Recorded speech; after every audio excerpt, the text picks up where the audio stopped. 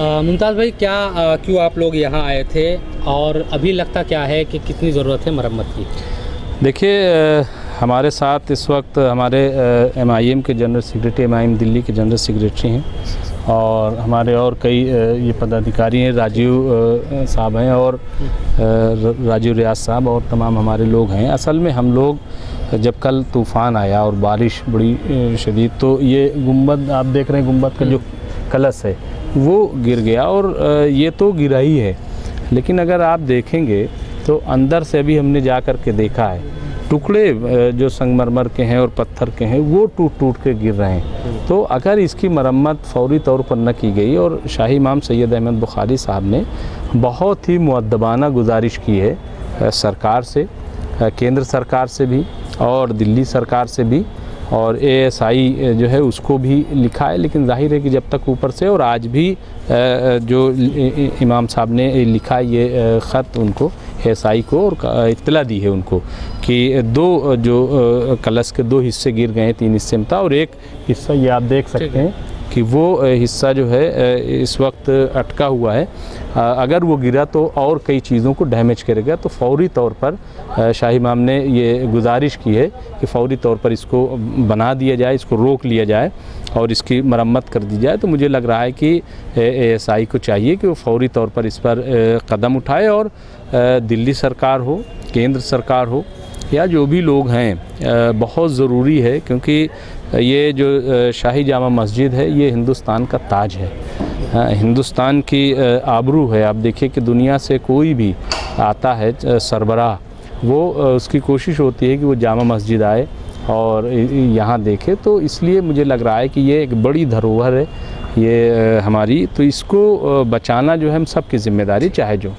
कल जो डैमेज हुआ है हम देख रहे हैं कि काफ़ी बड़ा एक कलश था वो भी टूट गया और भी चीज़ें। अभी आप लोगों ने किसको लिखा है और आप क्या चाहते हैं अभी? देखिए, मैंने अपनी ज़िंदगी में इतना ज़बरदस्त तूफ़ान, हवा का, बारिश का तूफ़ान नहीं देखा। और जामा मस्जिद ही नहीं, पूरी दिल्ली में जो हालत हुई है इस वक्त, वो सही तरह पूरी तस्वीर अभी मीडिया में नहीं आई है, लेकिन जो इत्तलात हमारे पास आ रही हैं, बहुत ज़्यादा नुकसान हुआ है।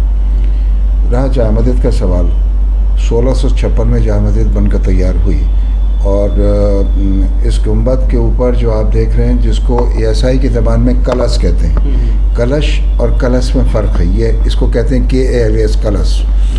तो ये कलश जो बहुत ज़्यादा वज़नी और भारी और 10, 12, 13 फिट का वो है, वो 3 हिस्सों में टूटा है। 2 हिस्से तो नीचे गिर गए, एक हिस्सा हम नीचे लिया है, एक ऊपर ही पड़ा है जो कि 10-12 लोगों से भी नहीं उठ पाया।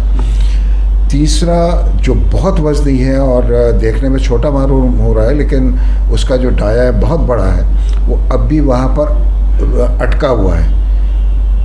उसको जल्द से जल्द उतारना ज़रूरी है। अगर उसको ना उतारा गया और किसी वक्त हवा के ज़ोर से वो गिरा, तो सामने ही एक दीवार है और दीवार के दोनों तरफ बुर्जियाँ हैं, वो डैमेज होने का बहुत ज़्यादा ख़तरा है। इसी ख़तरे के पेश नज़र मैंने जामा मस्जिद में के प्रेमिसेस में अभी लोगों की आमद रफ्त बंद कर दी है। सिर्फ नमाज के लिए चंद लोगों को कहा जाएगा कि कम से कम लोग आएँ, कि अगर खुदा न खास्ता वो गिर गया तो इंसानी जानों के का ख़तरा है कि कहीं कोई जान ना चली जाए।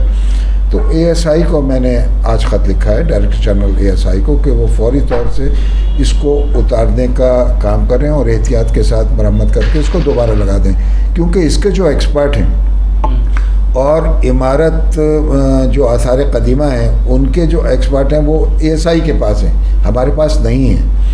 हम तो इतना कर सकते हैं कि पाड़ लगा दें। पाड़ के लिए आज बुलाया है ठेकेदार को कि वो पाड़ लगा दें। पाड़ के लगाने में ही तकरीबन 8-10 दिन लगेंगे, क्योंकि पाड़ ऊपर चढ़नी है, ऊपर चढ़ने के बाद फिर उसके बाद लगनी है, तो इसी में 8 दिन तकरीबन लग जाएंगे।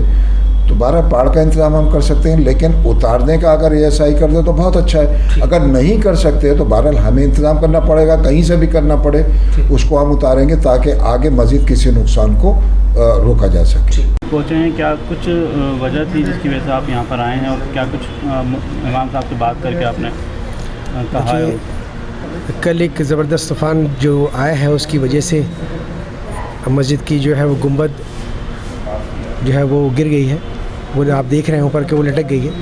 बहुत बड़ी गुंबद है और अनमोल्य है। तकरीबन 1650 के आसपास इस मस्जिद को बनाया गया है। बादशाह शाहजहाँ ने इसे बनाया था।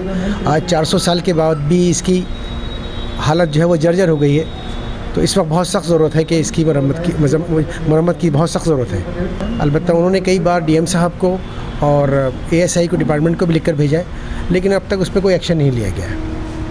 अब ये मैं दरख्वास्त करूँगा केंद्र सरकार से, राज्य सरकार से कि इसकी फौरी तौर पर जल्द से जल्द इसकी मरम्मत का इंतज़ाम किया जाए और एक बड़ा फ़ंड जो है वो रिलीज़ किया जाए।